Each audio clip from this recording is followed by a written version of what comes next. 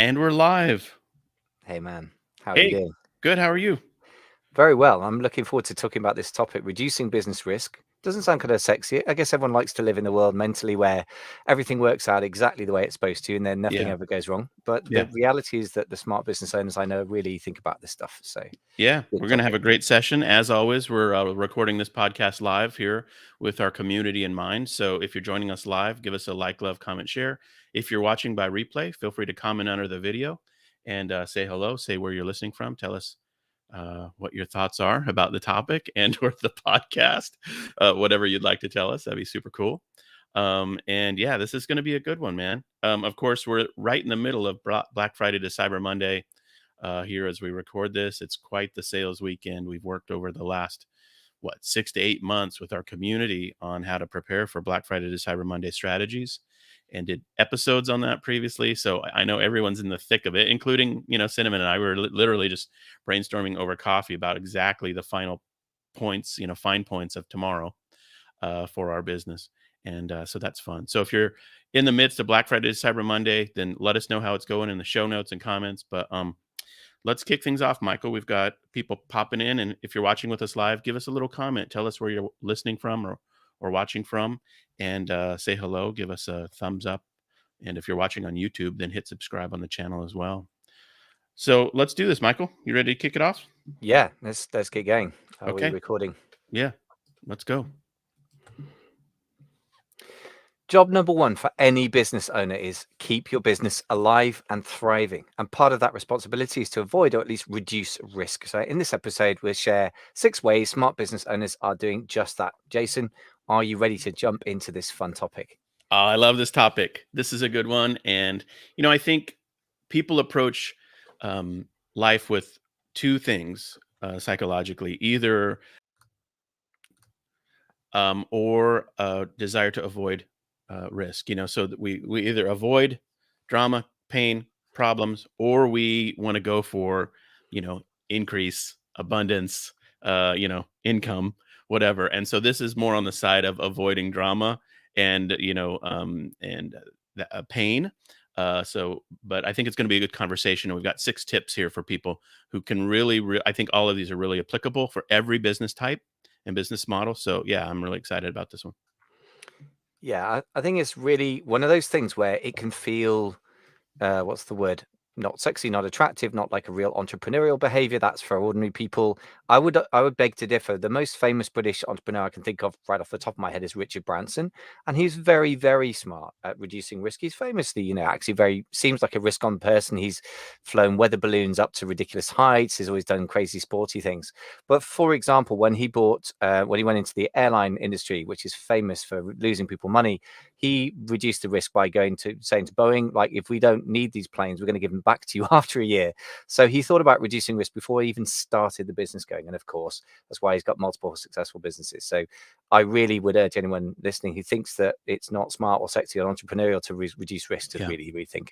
Yeah, I love his approach to that kind of thing. He's very down to earth, actually, isn't he? It is. Even Yeah. his story about buying Necker Islands for so cheap, but then wanting it to be profitable. So he has events that happen there, and it's turned into this, lifestyles of the rich and famous destination type location. But he's made it make sense financially as well.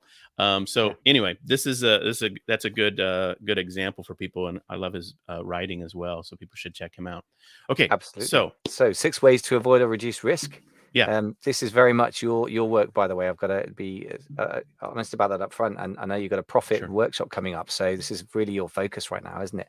yeah, yeah. So, what's way number one then? Yep. The first way to avoid risk, in my view, is to upgrade your financial operating system.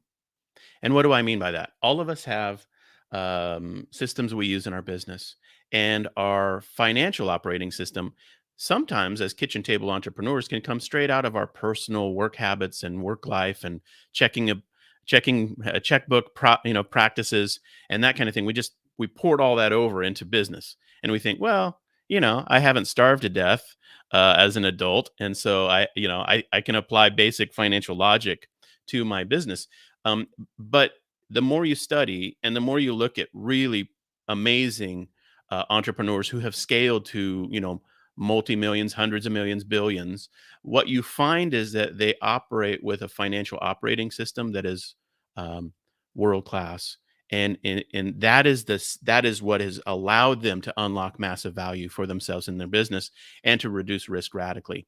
Now, sometimes people, get too fancy and they're too smart by half, and they try to fly too high, and they end up ruining themselves. And that, of course, would be the opposite of what we're proposing here. But what we're saying is that they're financial practices that you need to learn and adapt and implement into your business. And that first step is one of the primary ways that you reduce risk. And how does it reduce risk? Well, one of the things, and I remember from being, kitchen table entrepreneur 2007 and 2008 and eBay, one of the things that you just don't know at the very beginning is whether your business is even going to work financially, how to approach it financially, even the basic mechanics of how should you be setting yourself up, and the process of learning that basic business operating financial system, I think, is a crucial first step, and it really allows you to take risk off the table, real risk in the real world, but also just mental fear, and the fear of ruining your business or the fear of losing your business because you don't know what you're doing financially. So there you have it. First way to reduce risk. Yeah. I like this a lot. I think a couple of thoughts.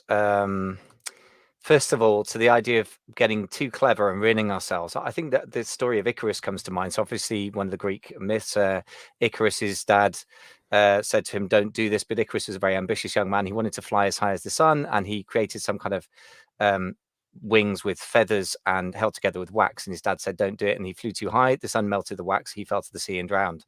So now the traditional story is just a lesson in hubris, like, don't get above yourself. But an engineer would say it's a lesson in the ineffectiveness of wax as an adhesive for wings under aerodynamic stress. And I Yeah. would say you can fly very, very high if you really, really, really know what you're doing. And the point is to Hmm. make sure if you're going to fall into the sea because wax turns out not to be a great adhesive, do it from 10 feet up, not 10,000. So, Oh in wow, other I words, love that. get there in stages. Hmm. Um, Couple of more pragmatic thoughts. First of all, cash flow projections are not a sexy word, maybe for most of us, and everyone should definitely get profit and loss measurement in place in the first instance, and that's often the most important thing. Yeah. But cash flow projection is not a thing that only fancy businesses need. If you're in e-commerce and you've got physical products, which many of us have, myself included, then you really are tying up so much cash that you need to know what's going to be happening with your cash needs over the next few months, because quite likely you're going to get to a point where the funding runs out. And if you don't see that coming, then you won't be able to get a loan from the bank very last minute, because banks don't lend to you when you need it. They lend it to you when you don't need it. And if they see that you're not managing your finances, they're also very unlikely to lend to you. So that's one of the most important things. You just need to project forwards, at least a quarter, preferably 6 months, then see what your funding needs are, and then go and get your funding, or dial back your plans so that you don't blow your business up. No, I love that. I totally agree. Love the Icarus example. That is awesome. You're totally right. It is about the engineering of it, and this is businesses are built on financial engineering, and that's just as simple as it is. And the better you are at being a financial engineer, the better you can do. And so I think that's an important first suggestion. Okay, so the second way to reduce risk is manage debt more wisely. And I didn't say eliminate debt, although some people would have that preference and that would be their desire. And great, that's fine. I have business people that I talk to all the time that have different opinions. But my fundamental, comment would be manage your debt more wisely. And that means if you have any debt that's super high interest, and you want to migrate that to lower interest, better terms. Sometimes you have obligations that you actually can get out of completely. So, for example, if you have to use, for example, just as an example, you have to a minimum order quantity for your inventory, and you're using a credit card, but you don't really get the payments done all the time every month, so you end up carrying a balance. Well, what if you ask the vendor for net 90?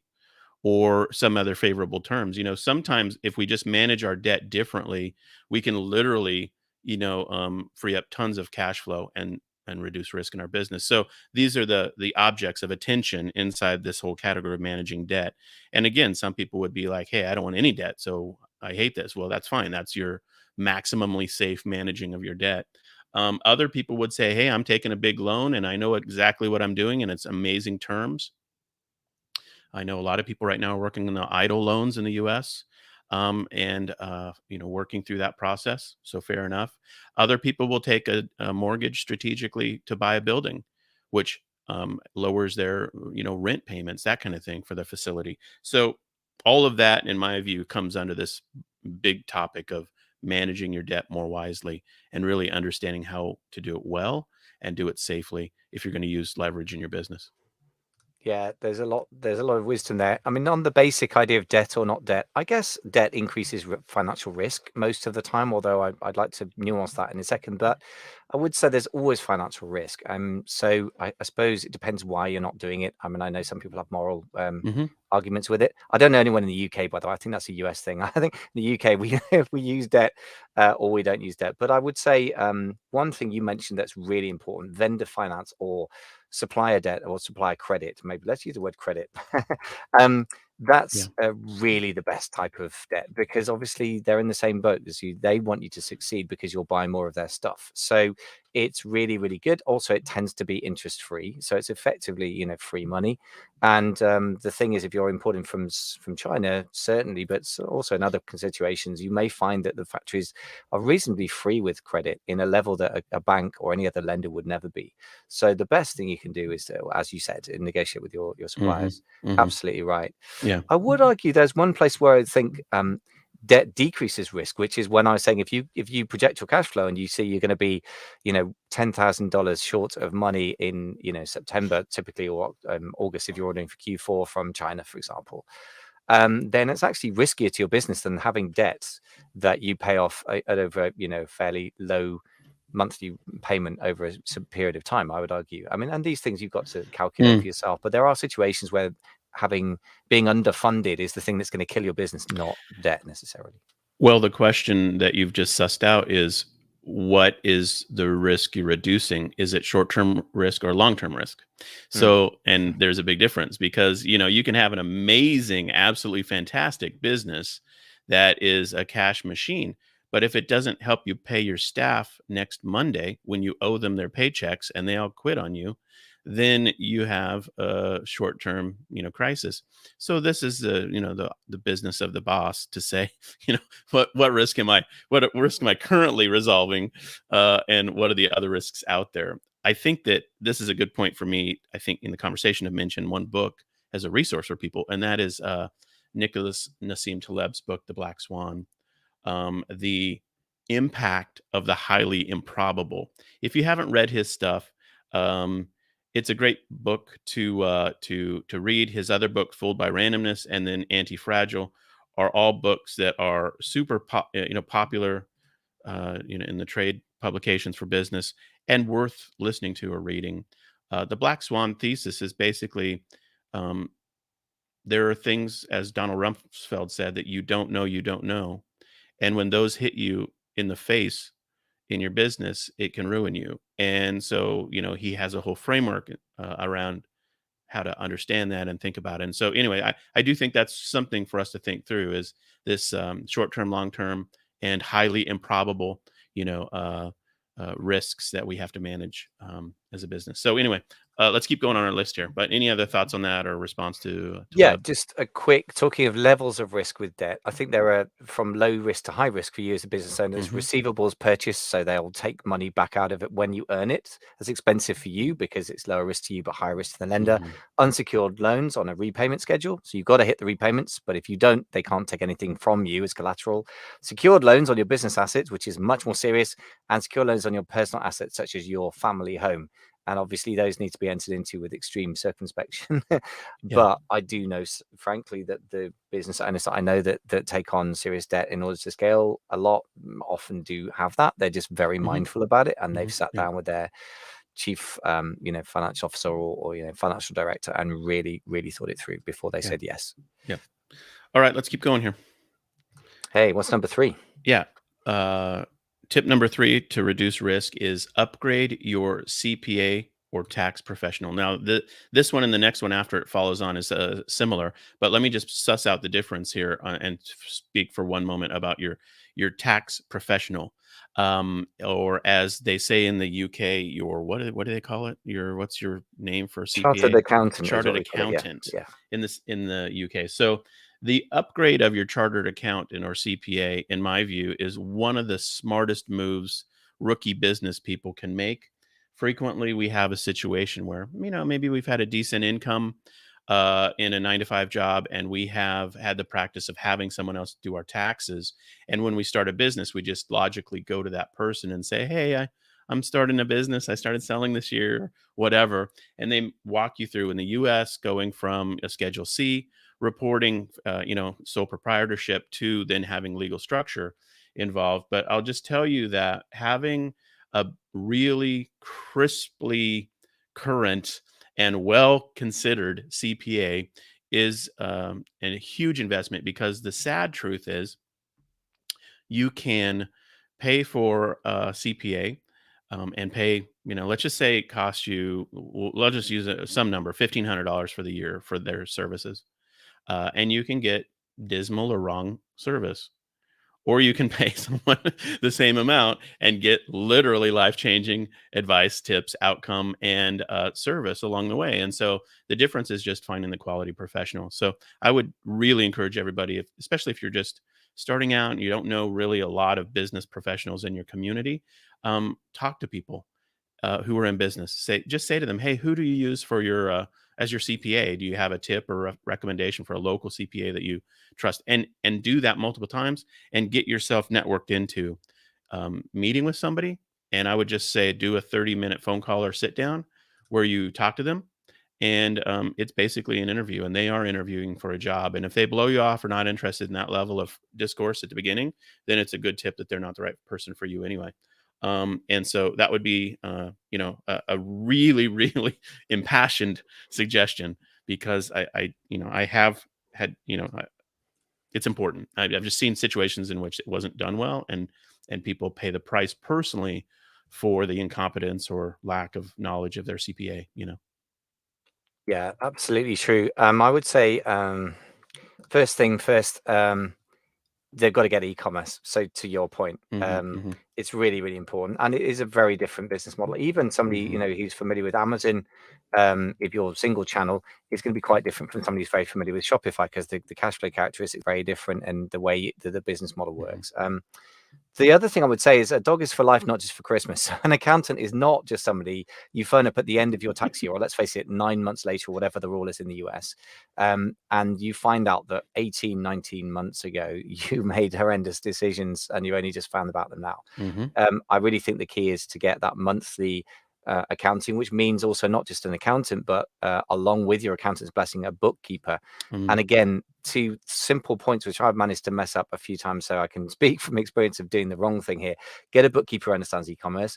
Get a Hmm. bookkeeper who works within a framework that you've Yeah. agreed with your accountant, because otherwise you're going to be the person stuck between very different approaches and very confused. And I think the key is to get your CPA involved before you set up your accounting system. Yeah. Get them involved in the bookkeeper choice, and make sure that they check in and make sure that the system is being run by the bookkeeper, and then it's all got Yeah. a unity and it makes some kind of sense as well.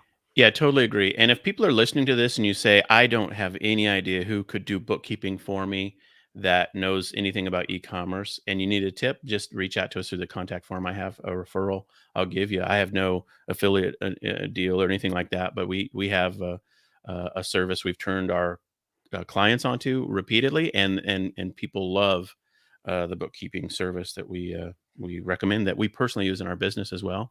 And That's good. so if you need a resource recommendation, just to have somebody to interview or talk to, we're happy to give that out to you. Just go to the ecommerceleader.com and reach out through the contact form.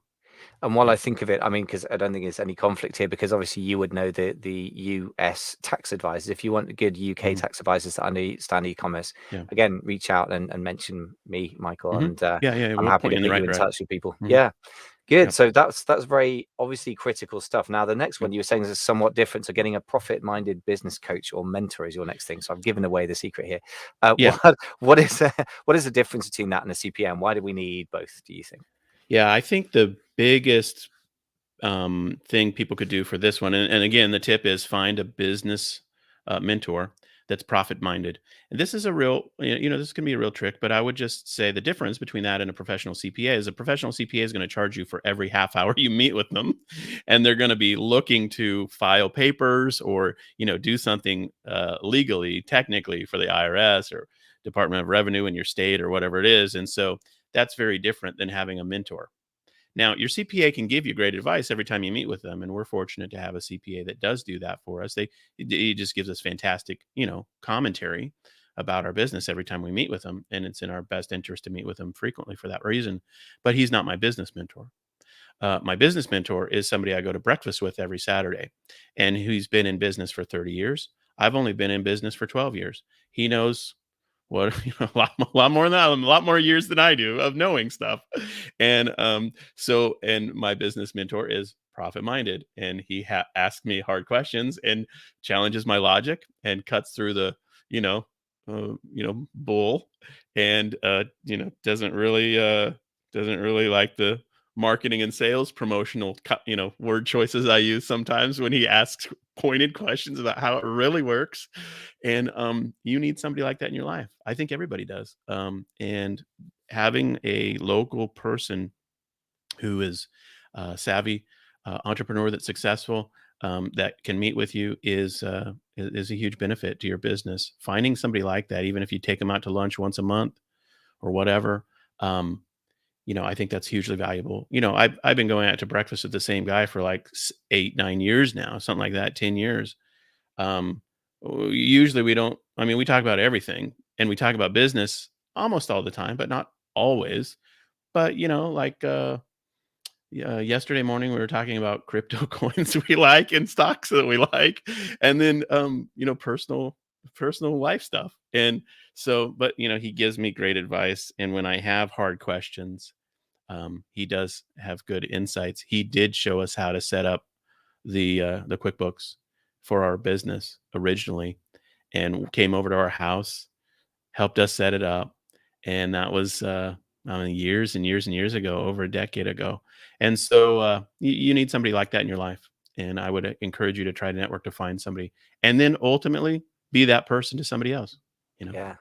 Very cool. I mean, it's kind of like what you're ending up being, really. yeah. I would say also that there's a phrase, it takes a village to raise a child. And I think it takes kind of multiple experts to raise an entrepreneur, actually. I believe that Tiger Woods, who maybe not flavor of the month anymore, having blotted his copybook publicly, but he, at one point when he was at the top of his game, he had 7 coaches.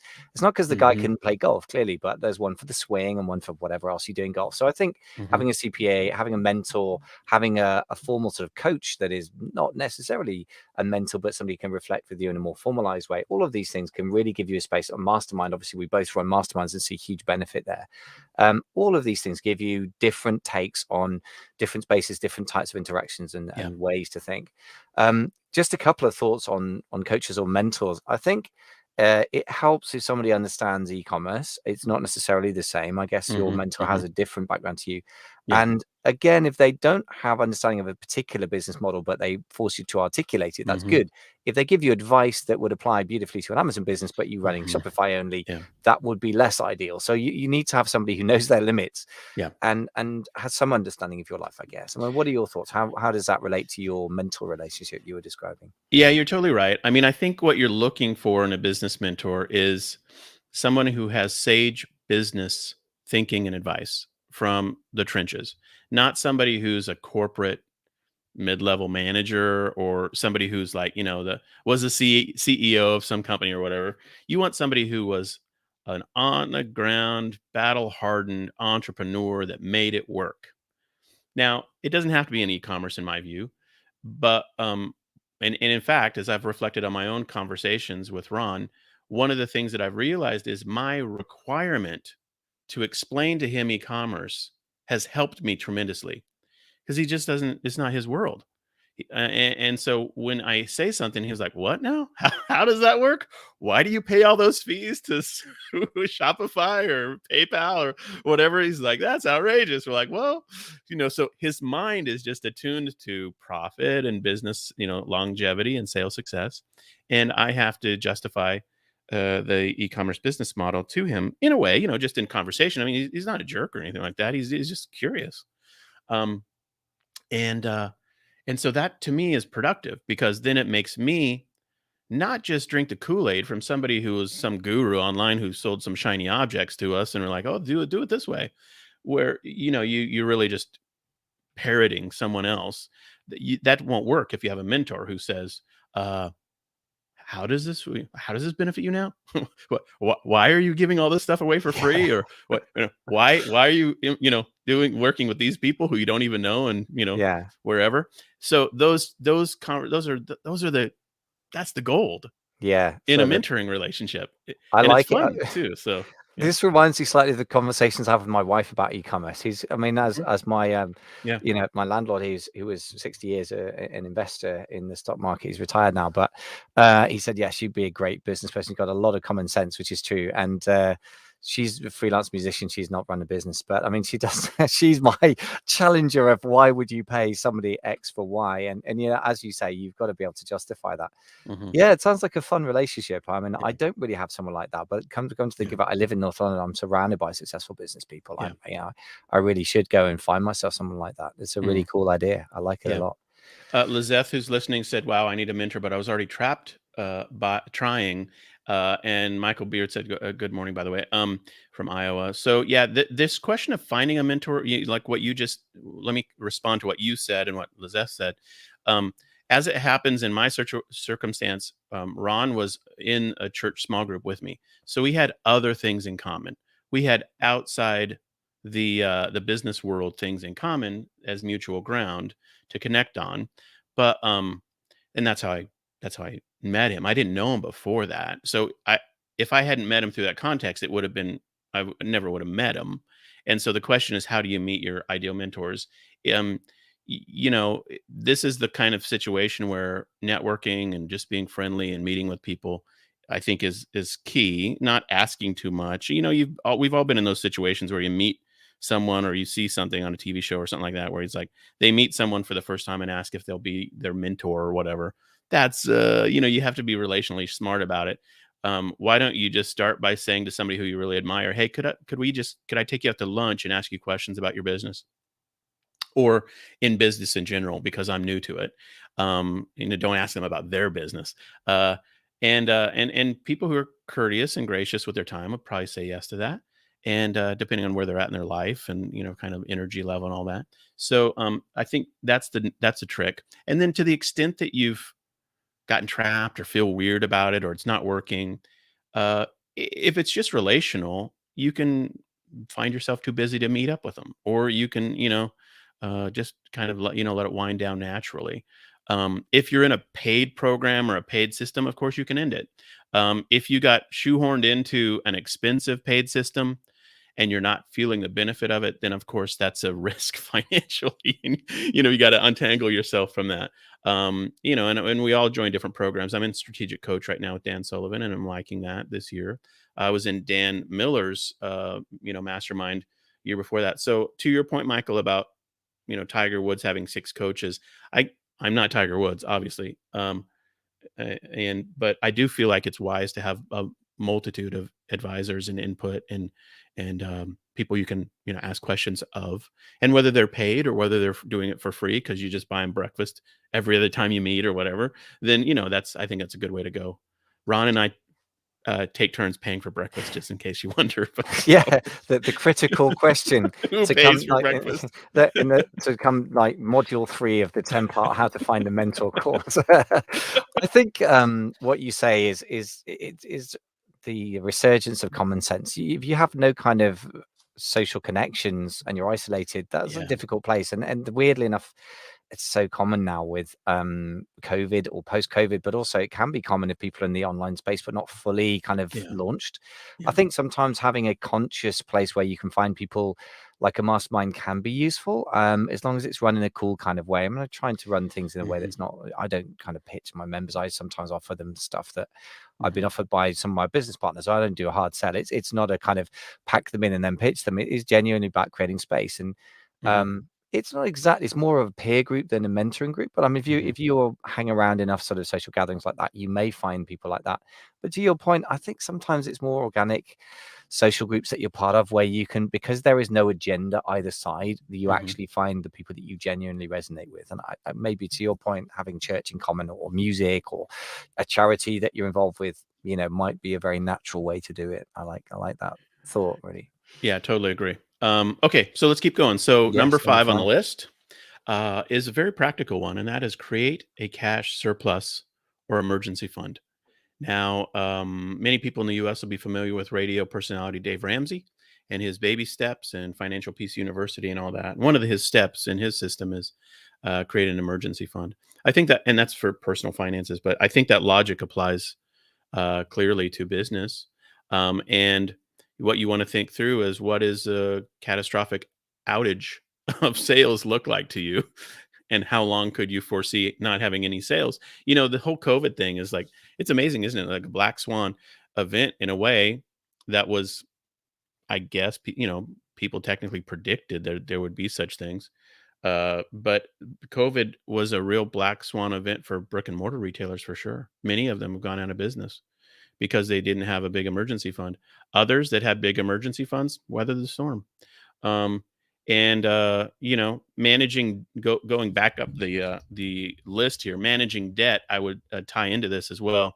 Um, Having a cash emergency fund, or instantly accessible fund is important. Also, having credit, in my view, is part of strategically managing your debt. Having credit available to you before you need it is one of the sage wisdom advices from Paul Hawken in Growing a Business. I love that book, and he says when you need a loan, you better have gotten pre-qualified for it before you need it, because at the point at which you need it, you will not be qualified for it. And so having good business credit, line of credit, or whatever at your bank and that kind of thing is important. But anyway, to this point, emergency fund is central, I think. And that's the question: is how many months in advance of cash on hand do you need? And that's unique for every business.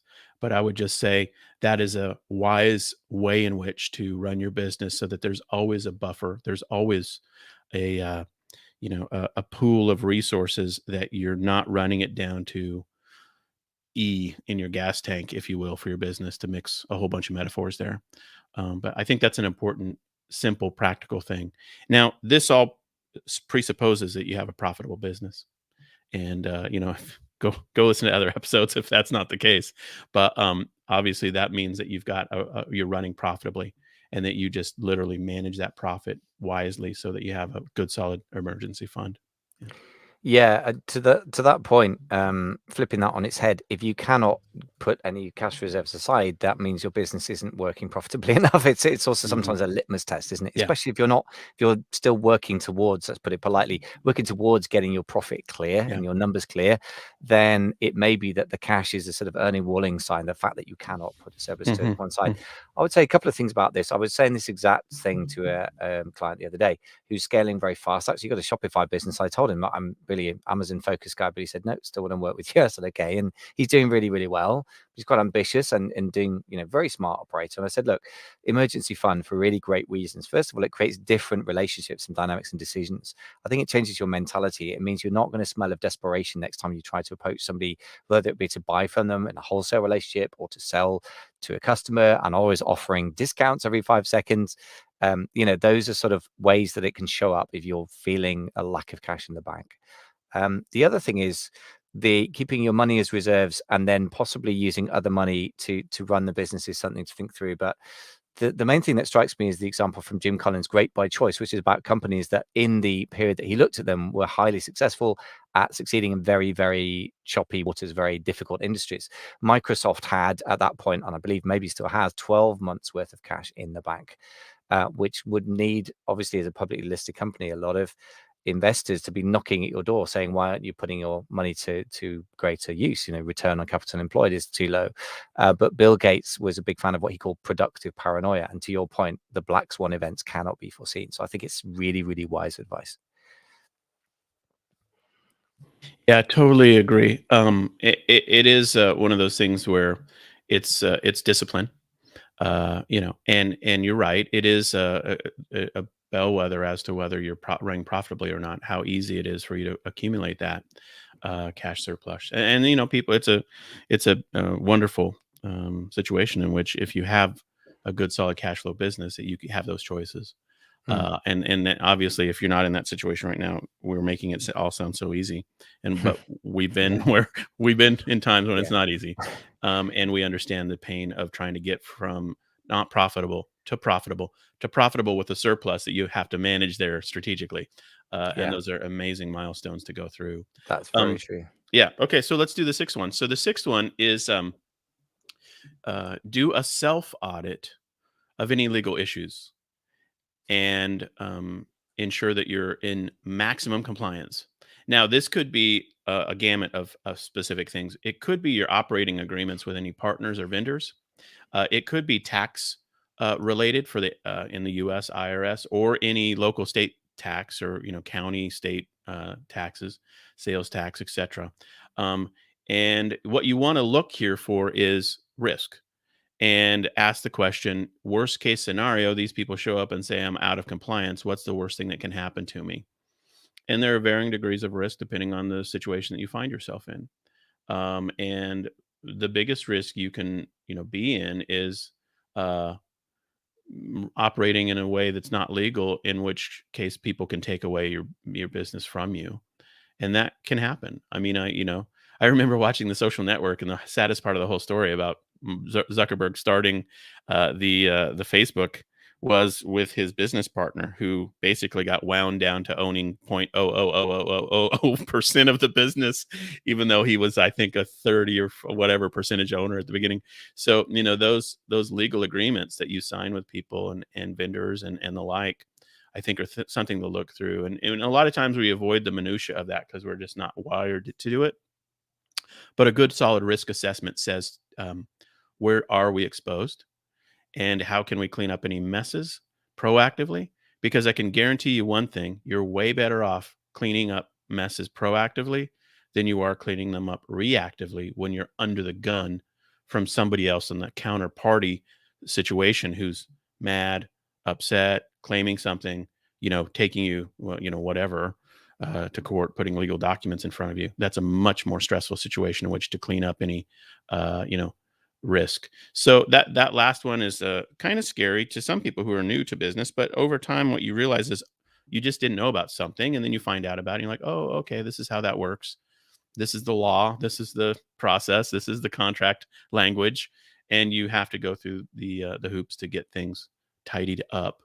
And I think that's a central part of running for the long term with safety and risk reduction. So there you have it, Michael. What are your thoughts on that one? Yeah, I think this is really, really wise, thoughtful, grown-up business owning advice. I think first of all, if your family's income comes to depend on your business at a certain point, if you've developed it to that point, you owe it to them as well as yourself to really take it seriously. The other thing to say, legals are part of due diligence when you sell your business, and if you can't get them in place, it may block the sale of the business, or you may find they're holding back money. I'm talking hundreds of thousands of dollars, and this is not theory. One of the mastermind members sold a business recently for 7 figures, which is wonderful. Those 7 figures are the total amount he's going to get when the process is done, but there's several $100,000 being held back because they haven't got some documentation sorted. That's a bit of a major shame. That's a very solid business reason to have some legal documentation. Um, a couple of thoughts as well. I mean, you're saying doing a self audit. I would turn to the professionals reasonably quickly for this stuff. I would say one hack. I would say not hack. That's not the right word. But one starting point for me is consider talking to your accountant first. They're not a substitute for a lawyer, but they've often seen a lot of small businesses go through their books, and they've seen some of the basic things that can go wrong. So they're a little bit less risk averse and possibly a bit cheaper than lawyers. If in doubt, though, you got to get a lawyer. And I would say make sure they're a specialist. Don't talk to a UK tax lawyer about US sales tax. That's just a silly thing to do.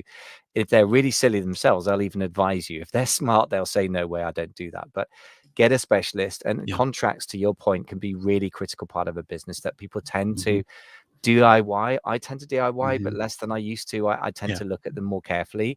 And I am really meticulous. If somebody says you can't do X, Y, and Z in a contract these days, I will go back to them and say, I don't find this acceptable. Hmm. Could you remove this? I don't want it staying in the document.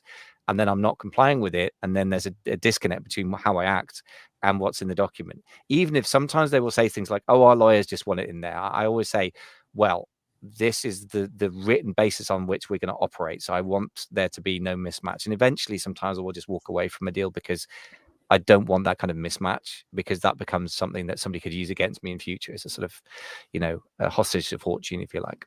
Yeah. No, I totally agree. There are categories of risk that you want to have people help you with. One is tax related. So there, your chartered accountant or CPA would help with IRS, or federal or state, or sales tax, all those issues. The other is contractual agreements. So they're a lawyer. We work with an intellectual property attorney who has helped us with many issues over the years, and as it relates to businesses we purchased, she gave us basically the template. And then every time, I think Cinnamon and I have acquired 13 brands and businesses. Every time we do that, we use her template, but then send it to her and say, "Hey, here's our info plugged, the new info plugged in to her template, and let her look at it." And that way, it makes it very efficient. And so, but there are other categories. The sloppiest stuff can just be where you didn't include anyone as a professional in the mix. Like if you just have a gentleman's agreement, as they would say, over email with somebody you're doing stuff with, you better dig those out and make sure that you've kept them and remembered them rightly, because a lot of drama can ensue. So anyway, so that's I think that's an important final tip there. So that's six. Yeah. Nice, I like it. Yeah, and by the way, gentleman's agreement is fine. I think it should act as a gentleman or gentle lady, whatever the female equivalent is Hmm. anyway. But Yeah. I would just suggest really simply with this, in terms of the relationship with the other person, always have a written document. Hmm. Always, like, Hmm. never, ever, ever just do something verbal, because we've all done that in Hmm. life, not necessarily in business, and it always comes back to bite you. Yeah. It actually spoils the relationship for the future. But what I would say to the person is, look, I ought to have it really tied down legally, but I'm going to be trying to be a gentleman about it. And so you have things that are pretty rigid written on paper, that within reason, but you agree that you're going to be sensible in how you deal with it. And that's the best way that I've found as a sort of middle ground. But having nothing in writing, I promise, and I'm sure you've been there, Jason, and you've seen it, it's just a hostage to fortune. Just don't do it. It's not Yeah. worth it. Totally agree. Yep. Well, look, this is a great list. I really like this topic. It's really proper business ownership focused, as opposed to just kind of, flash in a pan, get excited, be sold into a course, and then fall apart. So, could you summarize these 6 ways to reduce business risk for us? Sure. First way is upgrade your financial operating system, your personal knowledge about how to run your business in financial terms. Second way is to manage debt more wisely. Third way is to upgrade your CPA or chartered accountant. The fourth way is to get a profit minded business coach or mentor in your life. The fifth way is create a cash surplus, an emergency fund. And the sixth way is do a self audit of any legal or tax um, liabilities or situations in which you have exposure, and resolve those proactively rather than reactively once there's a problem that's pointed out to you. There you Yeah, have it. very smart. I like it a lot. Now, obviously, this relates in some ways to profits. We're talking about a lot of this sort of in the end impacts your profits, and you've got a profit habits workshop coming up, which I think is really cool. So Yeah. tell us a bit more about that. Yeah. So if you're listening to this show live right now, it comes up on the 6th and 7th of December. If you're listening by replay, then you can just go to getprofithabits.com. That's going to be an evergreen version of that eventually. And so our sign up list will be there at least. So you can check that domain. Yeah. It's a workshop that we're doing with Zach Martin, one of our prior coaching clients, who as a CPA by training and was a consultant, tax consultant, and financial consultant at a big accounting firm. And then he became an e-commerce operator. And then we, joined him on that journey and were his coaches. And then he's just crushed it. I mean, he's just made it look easy in a way. Now, of course, he wouldn't say it was easy, but from an outside observer, I think what I like to say is he's the best financial operator we've ever seen. And so he's doing this workshop with us. It's a 2-day workshop, and we have 17 profit habits. Interestingly, I just kind of scoured this list. Only one of them, of the 17, is something we talked about this morning. So the 16 other things we did not touch on this morning. So this is not just harvested content out of that or anything like that. There's a good solid list of practices that every e-commerce CEO should know and is going to learn through the School of Hard Knocks or not learn, but can learn through our 2-day Profit Habits workshop really easily. So we have a workbook. We've got some bonus ebooks. We're going to have 6 hours of training over 2 days. That's how it works. And people get access to the replays if they want. And so that's coming up, and we're really excited about it. So if that's of interest to you, be sure to jump into that. Getprofithabits.com is the URL to sign up, and we'd Nice. love to have people participate. Yeah. I've just got to say, I'm just going to, it's not so much a plug for this as for this kind of education generally. Hmm. Um, as you just said, you're going to learn it anyway through the School of Hard Knocks. As somebody else who came to me once as a client said, yeah, I thought education's expensive, but then I looked at the cost of my mistakes and it turns out to be cheap. And so I cannot stress enough, really, from my personal experience, is getting profitable is vastly different from just seeing revenue or units sold or both going through your books. It's just not the same at all. And all the smart people that I know, like no exceptions, and the 7-figure sellers who are scaling businesses and are happy and enjoying it are really, really profit Yeah. savvy. And all the ones who are having a miserable time don't know what's going on. So I just think it's critical to go to this kind of event. So there you go. That's my 2 cents. Yeah, I totally agree. I mean, as coaches and mentors and people who run small groups and that kind of thing, we see this over and over. The Yeah. people who take the time to get financially educated and really understand what's happening in their business in terms of profit and loss and top line revenue versus profit and all the elements involved and how to make all of that happen. They go from strength to strength, get better and better, and grow their business successfully. And they have the capacity financially to join groups and go to big events and learn from the best people in the world. And it's because they've sorted out their financial operating system. In essence, is that phrase I kind of like. I think I'll keep using that. So that's the gist of the workshop, and we do hope that it really helps people tremendously. Yeah. Excellent. Well, it's really, really heartening to hear that kind of content out there, not yet another webinar on how to get rich in 5 minutes. Yeah. It's really, really important Yeah. corrective to all that stuff out there in the internet marketing space. Final thing I should say to anyone listening is obviously if you're enjoying the content, don't forget to subscribe. Got to keep saying it. According to the internet marketing practices I keep reading about, you're supposed to do it. So subscribe on Spotify or Yeah. Apple Podcasts or wherever it is, Google Podcasts. If you're on Apple Podcasts, please give us a review, a rating out of 5 stars. You don't even need to write the review. If you're willing to, that's obviously great as well. And don't forget to check out our call-in show. This is a brand new app. We're there live every Tuesday. We get the times right. It's 8 a.m. Pacific, 11 Hmm. a.m. Eastern, or 4 p.m. UK time, 5 p.m. Yep. Central European time. And we got a very cool lineup. We've got Kyle Hamer, who Jason's repeatedly referenced as his coaching partner, and Chris Green, who's obviously extremely well known to people in the sort of Amazon retail ARB space and just more Hmm. generally in e-commerce now. So it's a Hmm. cool lineup. I'm enjoying those shows. Yeah, totally. They're Me fun, aren't too. they? It's good Yeah, time. it's So it's yeah, different format, different topics. We're doing hot takes. It's a lot faster format, and so we just have one topic. We have everybody's point of view on it, and boom, we're done. And yeah, I think that format's fun, and so I hope people are appreciating that. And as it happens, it's one of the top business shows. I think it's in the top 100 on Call-in app, and so because it's a new platform and we're early into it, yeah, it is we are in the top of the charts, and so that's super fun as well. But it's good content, and people should check it out. absolutely. Yeah, Well, it's been a lot of fun as ever, man. And thanks very much for everyone who's been listening today as well. thanks, man.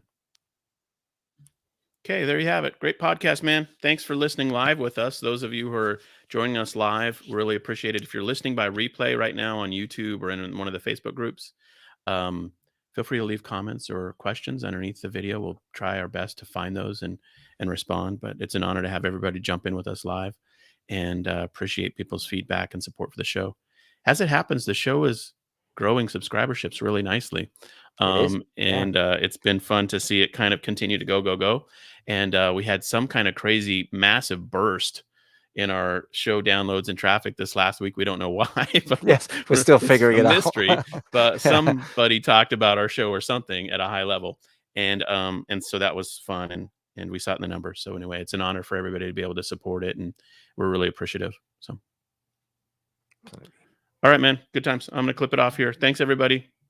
We'll see you soon.